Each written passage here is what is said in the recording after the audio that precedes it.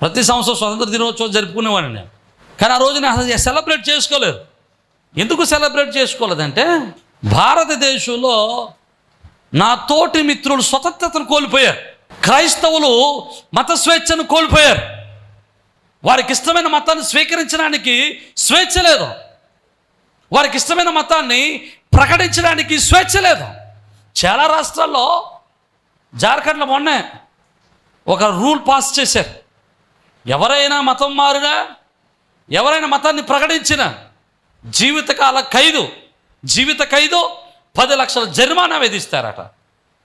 అంటే భారతదేశంలో ఏం పోయిందండి? స్వేచ్ఛ పోయింది. ఇంకా స్వతంత్ర దినోత్సవం జరుపుకోవాల్సిన అవసరం ఏముందండి? ఎందుకు జరుపుకోవాలి స్వతంత్ర దినోత్సవం? భారతదేశానికి స్వతంత్రం ఉందా? మత స్వేచ్ఛ ఉందా? మత స్వేచ్ఛ లేదు. భారతదేశంలో మత స్వేచ్ఛను కోల్పోతున్నాం.